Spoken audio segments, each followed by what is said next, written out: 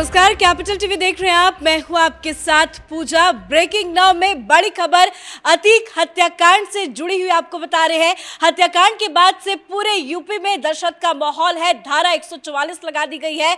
Police प्रशासन, योगी सरकार alert mode पे आ गई है। लगातार सीएम आवास पे बैठक चल रही है। इस बीच बड़ी खबर आपको बता दें, इस पूरे हत्याकांड पर यूपी पुलिस दोपहर 3 बजे प्रेस कॉन्फ्रेंस करेगी और एक बड़ी जानकारी, बड़ी अपडेट ये सामने आ रही है कि अतीक और उसके भाई अशरफ की हत्या के बाद उसकी पत्नी, अतीक की पत्नी शाइस्ता परवीन अब सरेंडर कर सकती है। तो वहीं यूपी की पुलिस तीनों आरोपियों के अलग अलग घरों पे जा रही है, परिवार वालों से पूछताछ कर रही है और परिवार वालों का बड़ा बयान ये सामने आया है कि उनका आरोपी से कोई लेना देना नहीं है। तो आरोपी तो सरेंडर कर चुके हैं, उनसे पूछताछ चल रही है। सीएम योगी ने भी उच्च स्तरीय जांच की मांग कर दी है। इस बड़ी हत्याकांड पर ताजा अपडेट के साथ मेरे साथ न्यूज रूम से जुड़े हुए हैं कैपिटल टीवी के एग्जीक्यूटिव एडिटर राजीव जी, क्या कुछ अपडेट सामने आ रही है? देखिए, जिस तरीके से इस शूट आउट को प्लान किया गया, रेकी की गई, उसके बाद एक एक मूवमेंट जो अतीक अहमद और अशरफ अहमद का था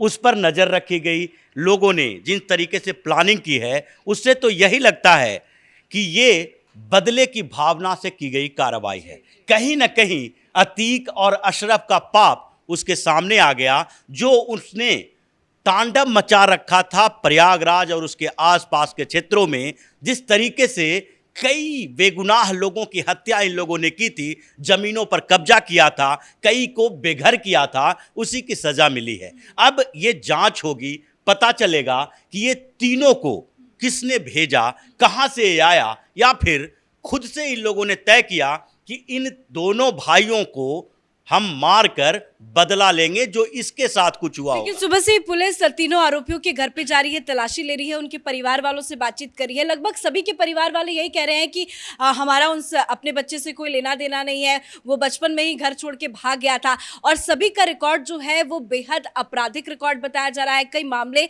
तीनों पे दर्ज बताए जा रहे हैं। देखिए, तीनों का तीनों जो है क्रिमिनल रिकॉर्ड वाला है, क्योंकि ये मर्डर कोई सामान्य तरीके से नहीं की गई है।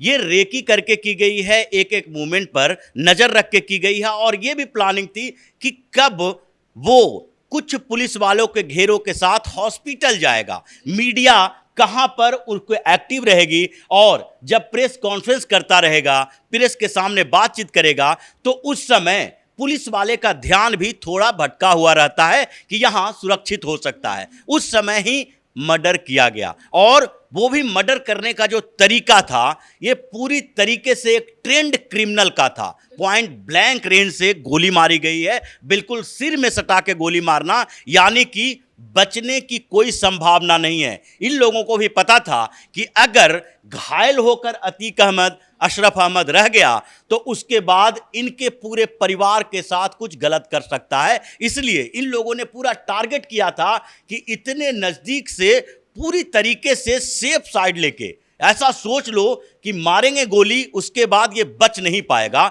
और पुलिस ने जिस तरीके से एक्टिवली इन चीज़ों को हैंडल किया है, इतने कम समय में रातों रात सबको इन लोगों ने तो सरेंडर ही कर दिया, लेकिन इनके घर पर पहुंचना, धारा 144 लगाना, इस पूरे कॉन्स्पिरेसी को निकालने के लिए, खोदने के लिए, जिस तरीके से रात में ही सीएम योगी आदित्यनाथ ने एक आपातकालीन बैठक बुलाई पुलिस अधिकारियों की, और फिर ये लगा दिया काम पर कि आप पता करो कि ऐसा क्यों हुआ। ये दिखता है कि जिस तरीके से आप अगर दूसरों के साथ करोगे तो कभी न कभी उसकी सजा आपको मिलेगी। लेकिन एक सवाल ये है कि तीनों का आपराधिक रिकॉर्ड जिस तरह से सामने आ रहा है, ये तीनों आरोपी मार के भाग क्यों नहीं गए? अपने आप को इन तीनों ने सरेंडर क्यों कर दिया? देखिए, भागना मतलब मौत को दावत देना। अगर ऐसे समय में आप गोली मार के भागते हैं जो पुलिस घेरे में है, तो पुलिस वाले 2 मिनट के लिए तो भौचक्के रह सकते हैं।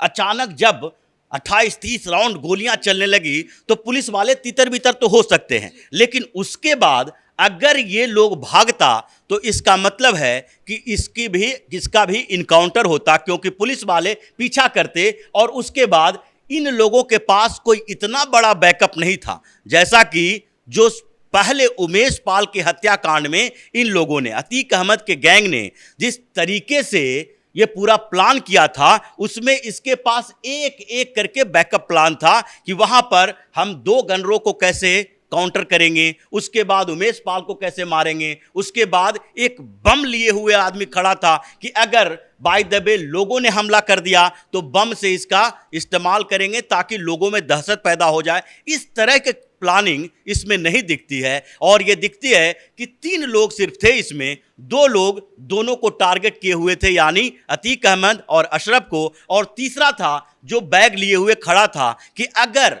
किसी तरीके से उनको उन दोनों को बचाने के लिए तरीका मिले तो उस समय उसका इस्तेमाल किया जाएगा। लेकिन तीनों के तीनों ने सरेंडर किया। तीसरा जो लड़का है वो अगर चाहता तो वहां से भाग सकता था, लेकिन तीनों के तीनों ने सरेंडर किया कि इस भाग दौड़ में गोली उसे लग सकती है। पुलिस के ऊपर इतना भरोसा तो है कि आजकल पुलिस वाले पैरों में गोलियां नहीं मारते। आजकल उत्तर प्रदेश में पुलिस वाले सीधे क्रिमिनल का सफाया करते हैं, तो इसलिए इन लोगों ने सरेंडर किया। जिस तरीके से इन तीनों ने इस घटना को अंजाम दिया है, उससे तो ये लगता है कि कहीं न कहीं उसके दिमाग में अतीक अहमद के पूरे परिवार के लिए नफरत भरा हुआ था। वो चाहता था कि दोनों भाई, जिस तरीके से प्रयागराज में गंदगी फैलाया है, इन लोगों ने माफियागिरी फैलाया है, उसका बदला लेना है और इसे खत्म करना ही करना है। इसलिए इसके दिमाग में जो था वही अब धीरे धीरे सामने आएगा, क्योंकि पूछताछ में पहली बार पुलिस ने जो बताया और पुलिस को जो जानकारी मिली है उसमें तो इन लोगों का कहना है कि हम इसलिए इसकी हत्या किए कि पहले तो ये गैंगस्टर की तरह बात करता था, पहले तो ये सबको पता था कि ये देश में रह के माफियागिरी कर रहा है, वर्चस्व पैदा कर रहा है, खौफ पैदा कर रहा है। लेकिन जब धीरे धीरे पुलिस का इन्वेस्टिगेशन सामने आया तो उसके बाद ये पता चलने लगा कि ये एंटी इंडिया एक्टिविटी में शामिल है, ये आईएसआई का एजेंट है, पाकिस्तान से इसका संपर्क है। तो उसके अंदर जो गुस्सा थी और तेज हो गई और उसने अतीक अहमद के खिलाफ ये पूरी की पूरी कार्रवाई करने तो जिस तरह से वीडियो कल सामने आया उससे साफ समझा जा सकता था कि कोई बदले की कार्रवाई तीनों आरोपियों ने की है। लेकिन बड़ा सवाल ये खड़ा हो रहा है कि पुलिस के कस्टडी के दौरान अतीक और उसके भाई अशरफ की हत्या हुई है। ये योगी सरकार के लिए कितना बड़ा चैलेंज होगा इस पूरे मैटर को सॉर्ट आउट करना। देखिए, अगर अपराध होता है तो अपराध के खिलाफ कार्रवाई कितनी तेजी से होती है ये तय करता है कि पुलिस कितनी एक्टिव है, लॉ एंड ऑर्डर का सिचुएशन कैसा है, सरकार किस तरीके से अपराध पर अंकुश लगाने के लिए एक्टिव है। क्योंकि उमेश पाल का हत्या हुई, उमेश पाल की हत्या के बाद भी यह सवाल उठा पुलिस के ऊपर कि अब फिर से उत्तर प्रदेश में माफिया राज पैदा हो रहा है। विपक्ष ने भी आरोप लगाया, अखिलेश यादव ने भी बोला, लेकिन हुआ क्या? 24 तारीख को उमेश पाल की हत्या हुई। 3 दिन के अंदर पहला इनकाउंटर हुआ जो आरोपी था, जो शूट आउट में शामिल था। उसके 2 दिन के अंदर एक और इनकाउंटर हुआ, मतलब अरबाज और उस्मान दोनों मारा गया। उसके बाद कुछ दिन के अंदर ही असद का इनकाउंटर हुआ, गुलाम का इनकाउंटर हुआ। यानी कि पुलिस तत्परता से उन लोगों को ढूंढ रही थी। उसके बाद ये पूरे के पूरे प्रकरण को, इसमें अतीक अहमद की भूमिका, अशरफ की भूमिका, शाइस्ता की भूमिका, ये है क्रैक करने का, किसी पर दबाव डालने का एक तरीका। तो अगर लॉ एंड ऑर्डर की बात की जाए या पुलिस पर चैलेंज की बात की जाए, चुनौती तो दोनों तरफ से थी। चुनौती तो अतीक अहमद ने भी सरकार को दिया था ये हत्याकांड करके, लेकिन उसके बाद क्या हुआ? अतीक अहमद का पूरा परिवार आज संकट में है। 3-3 लोग, यानी चाचा, बाप और बेटा, 3-3 लोगों की मौत हो चुकी है। तो ऐसे में सवाल यहां से खड़ा होगा कि इन तीनों लोगों ने जो अतीक अहमद और अशरफ की हत्या की है, इसकी पूरी कुंडली और इसके पीछे बैठा हुआ कोई भी है तो उसको पकड़ना सरकार की जिम्मेदारी है, क्योंकि कस्टडी तो पुलिस की ही थी। और कस्टडी में जिस तरह से सामान्य रेगुलर मेडिकल चेकअप के लिए ले जाया जा रहा था और इंफॉर्मेशन जो थी पहले से भी थी और उस इंफॉर्मेशन के आधार पर पुलिस सतर्क भी थी, लेकिन कितनी भी सतर्कता बरत ले, आखिरकार अपराध को पूरी तरीके से खत्म नहीं किया जा सकता है। इस पूरी दुनिया में अमेरिका के राष्ट्रपति की हत्या हो जाती है, भारत के प्रधानमंत्री की हत्या हो जाती है, या फिर किसी भी दुनिया के किसी भी देश में किसी ऐसे मानसिकता वाले लोगों को अपराध करने से पूरी तरह से खत्म नहीं किया जा सकता। तो ये जो सवाल उठ रहा है कि पुलिस कस्टडी में कैसे हत्या हो गई, तो उमेश पाल के समय भी यही था कि 2 गनर थे, कैसे हत्या हो गई। तो इतने बड़े प्रदेश में, देश में अपराध की मानसिकता को कमजोर किया जा सकता है, उसके ऊपर कार्रवाई करके, डर पैदा करके, और वो योगी की सरकार कर रही है। चाहे उमेश पाल की हत्या में हो या फिर अतीक और अशरफ की हत्या के बाद 24 घंटा भी अभी नहीं गुजरा है और पुलिस ने जिस तात्पर्य तरीके से पूरे प्रदेश में हाई अलर्ट लागू किया है, तीनों जब सरेंडर कर चुका है तो उसको ढूंढने का सवाल नहीं है, लेकिन उसके घर पर जाकर उसके पीछे के लोगों की तलाश कर ये पूरे के पूरे शूट आउट जो प्लान किया गया था उसको क्रैक करने की कोशिश की जा रही है। और इससे ज्यादा पुलिस नहीं कर सकती कुछ, न सरकार इससे तेज एक्शन ले सकती है। धन्यवाद जानकारी के लिए। तो योगी सरकार इस पूरे हत्याकांड को लेकर सुपर एक्टिव हो गई है। कल देर रात से ही लगातार मीटिंग्स पे मीटिंग चल रही है। योगी आदित्यनाथ खुद इस पूरे हत्याकांड पे नजर बनाए हुए हैं। उन्होंने पुलिस को आदेश दिया है कि पल पल की रिपोर्ट उन्हें दी जाए